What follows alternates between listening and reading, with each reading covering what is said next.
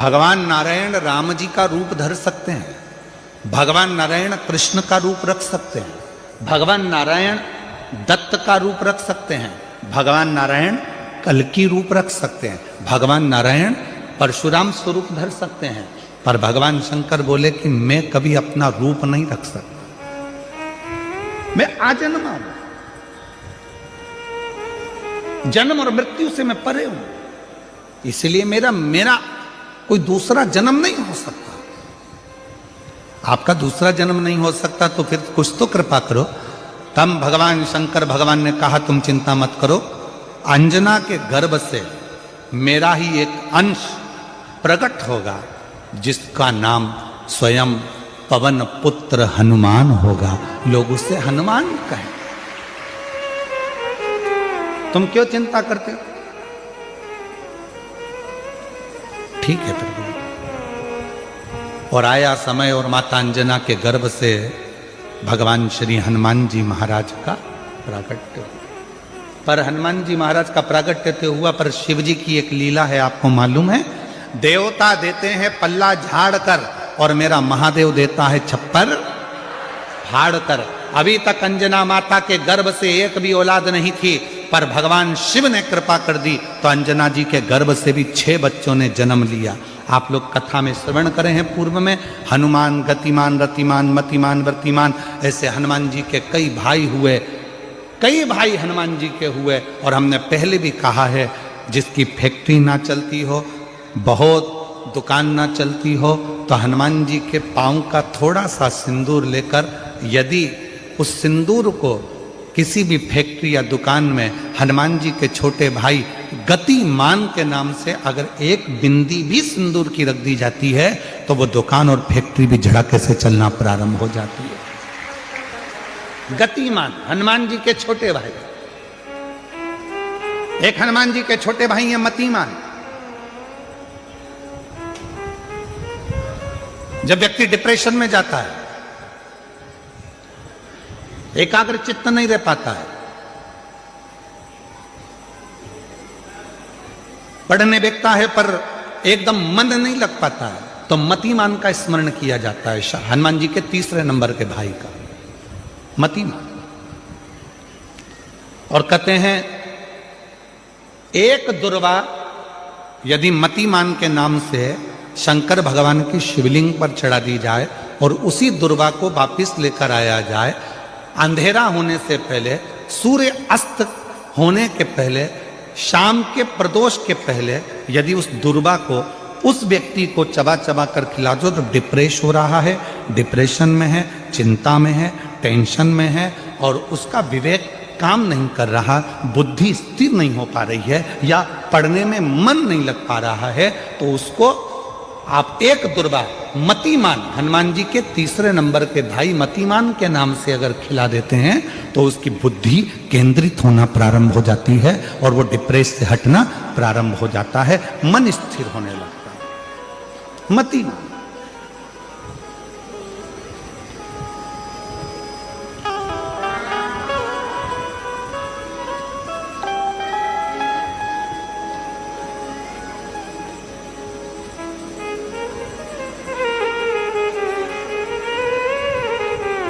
और एक नाम आता है व्रतिमान।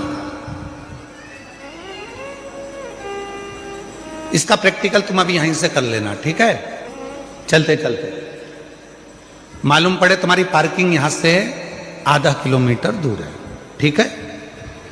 अरे बोलो तो जम के, आधा किलोमीटर दूर तुम्हारी पार्किंग है और तुम्हारी उम्र लगभग बहुत हो गई, मालूम पड़े तुम थोड़े वृद्ध हो गए हो और तुम्हारा घुटना दुख रहा है, तुम्हारी कमर दुख रही है, चलते चलते बड़ी मुश्किल से तुम कथा स्थल तक पहुंचे हो। अब मन में आ रहा है कि मुझे वापस पार्किंग तक जाना है, कैसे जाऊंगी, पाँव तो दुख रहा है। तो एक काम आज चलते चलते करना कि कहीं सीवर वाला महाराज झूठ तो नहीं बोल रहा है, तो प्रैक्टिकल करके जाना। क्या करोगे? यहां से जाते समय आप जब जा रहे हो और आपके शरीर का कोई अंग जब दुख रहा है तो श्री शिवाय नमस्तुभ्यम कहकर श्री व्रतिमान हनुमान का स्मरण कर।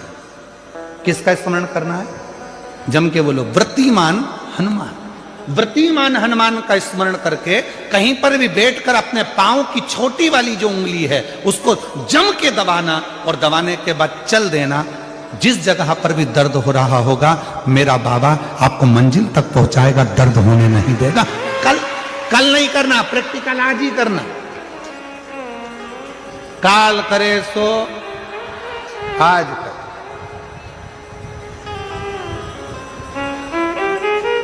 व्रतिमान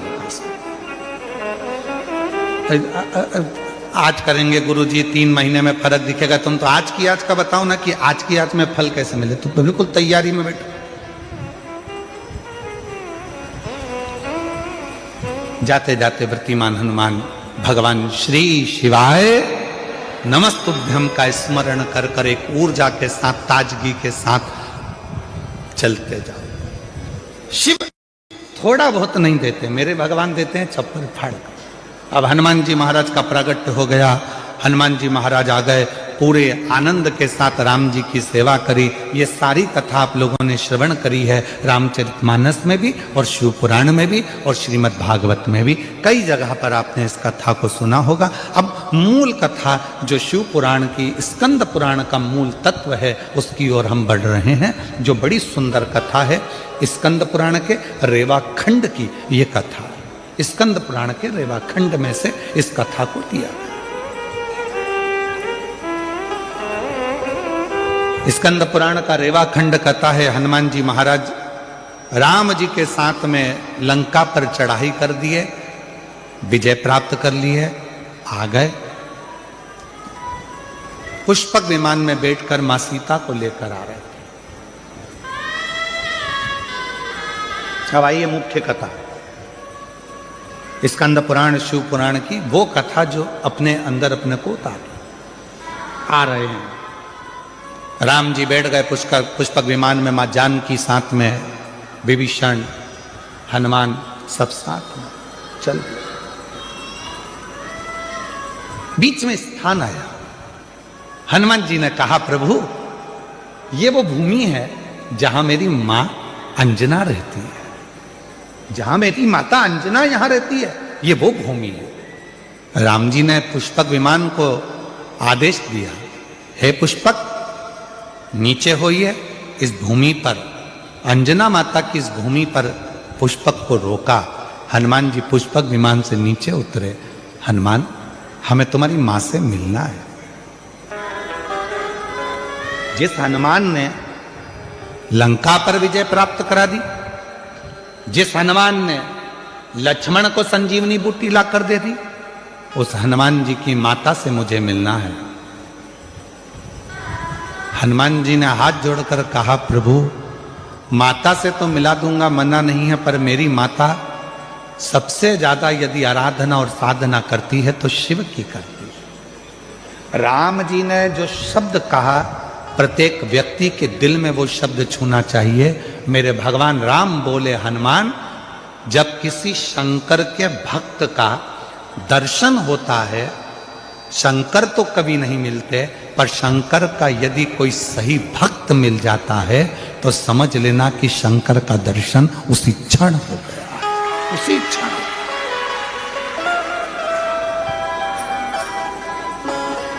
उसी क्षण शिव का दर्शन उसी पल हो गया,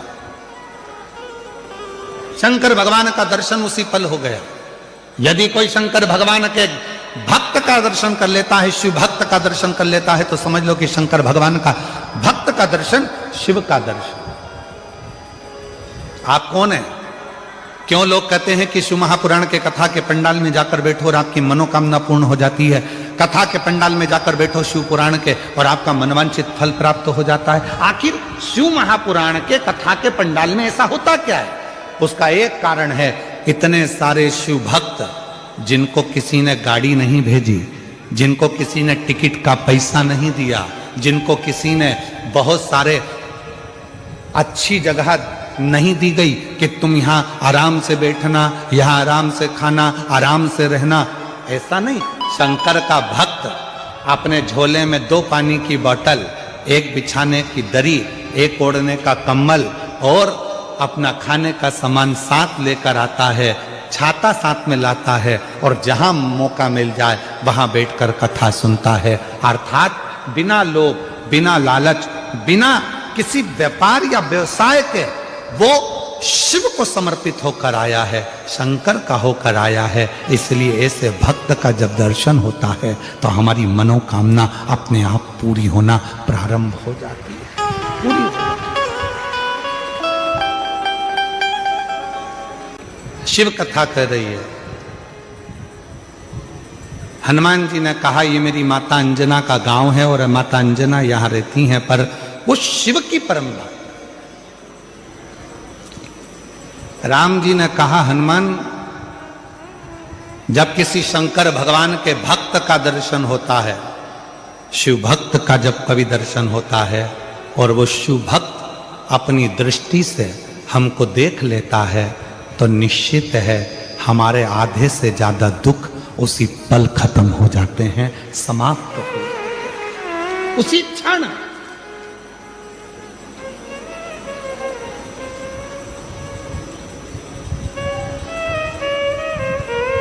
इसीलिए हमको लगता है ज्यादातर भक्त लोग, कोई शिव भक्त मिलता है तो जम के आवाज लगा देते हैं हर हर महादेव।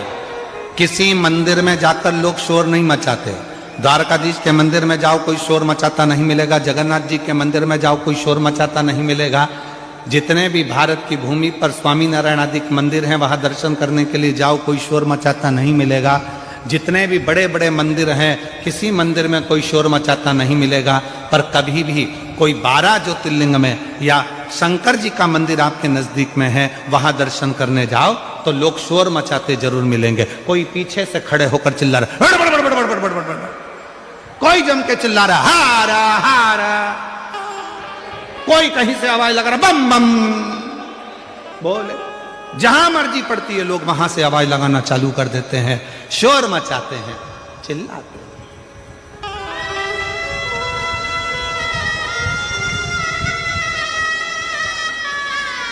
शिव का नाम लेकर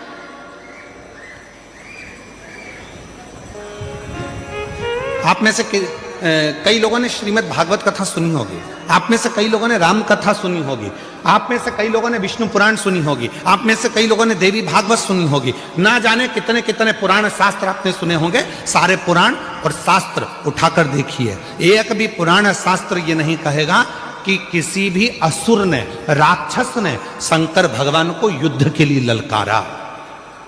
जितने भी असुर ने ललकारा वो सबने भगवान को ललकारा, विष्णु जी को ललकारा, ब्रह्मा जी को ललकारा, इंद्र को ललकारा, युद्ध के लिए देवी को ललकारा।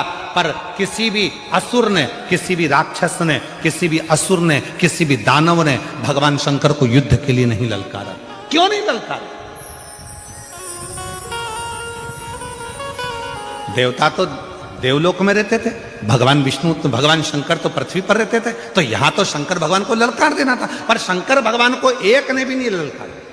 शिव जी को कोई ललकारता ही नहीं था युद्ध के लिए, कि कोई नहीं कहता था आओ शंकर भगवान मुझे तुमसे युद्ध लड़ना है। देव राक्षसों ने कहा, असुरों ने कहा हे नारायण आओ मुझे तुमसे युद्ध लड़ना है, ब्रह्मा जी मुझे तुमसे युद्ध लड़ना है,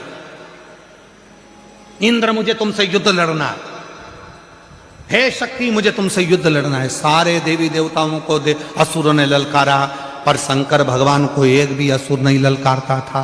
कारण क्या था? उसका एक कारण था कि जितने देवता थे, 33 कोटि देवता, जितने देवता थे, शंकर भगवान के पास में जैसे तुम्हारे घर में 15 सदस्य हैं या 5 सदस्य हैं या 6 सदस्य हैं, 9 सदस्य हैं, 10 सदस्य हैं, तुम्हारे घर में जितने सदस्य हैं,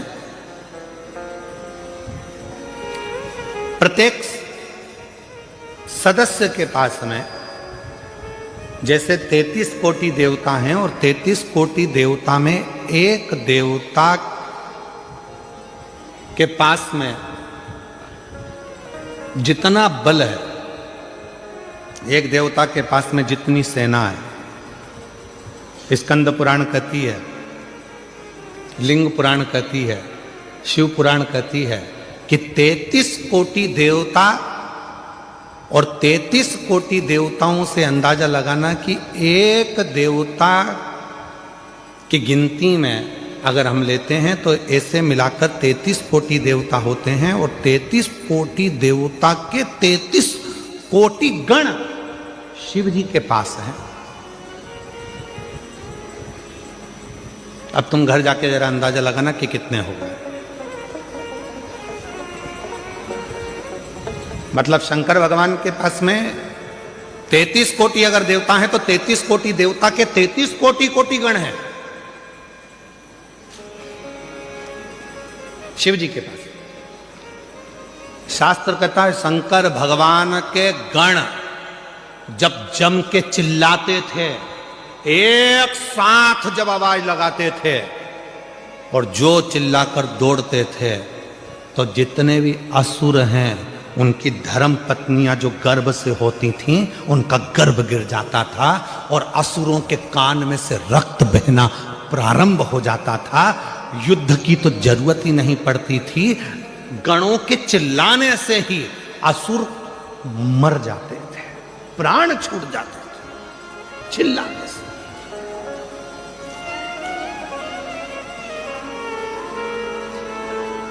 महाराज जी ये इतने सारे भक्त कथा सुनने आते हैं, ना तो इनके पास कोई पत्र जाता है, ना कोई निमंत्रण जाता है, ना पीले चावल जाते हैं। अगर कोई राजनेता को भी सभा करना पड़ती है तो गाड़ियां लगाना पड़ती है, गाड़ियां भेजना पड़ता है, तब लोगों को बुलाना पड़ता है।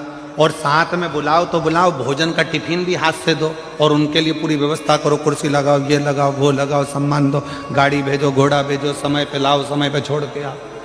पर ये शिवपुराण एक ऐसी कथा है जिसमें ना तो पीले चावल दिए जाते हैं, ना निमंत्रण दिया जाता है, ना किसी के यहाँ पत्र भेजा जाता है, ना किसी के यहाँ जाकर कहा जाता है। उसके बाद भी ये लाखों लाखों शिव भक्त अपने आप आ जाते हैं। उसका क्या कारण? उसका एक कारण है, स्कंद पुराण कहती है, ये जितने शंकर के भक्त संसार में रहते हैं, ये शंकर भगवान के पूर्व में कोई रिश्तेदार रहे होते हैं जो शंकर की डमरू की आवाज सुनकर दौड़ पड़ते हैं और कथा में आकर बैठते हैं। शिव के गण हैं।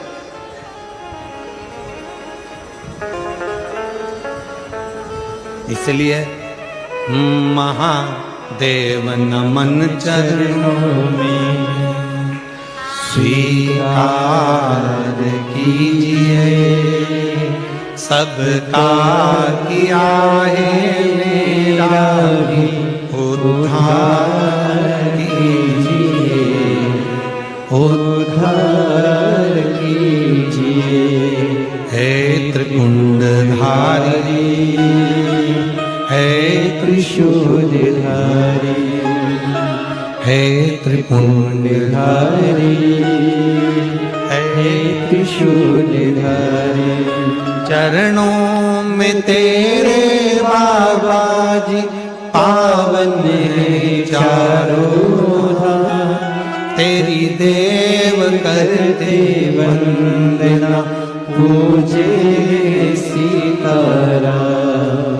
चरणों में तेरे बाबा जी पावन है चारों धाम, तेरी देव करते वंदना पूजे सीताराम।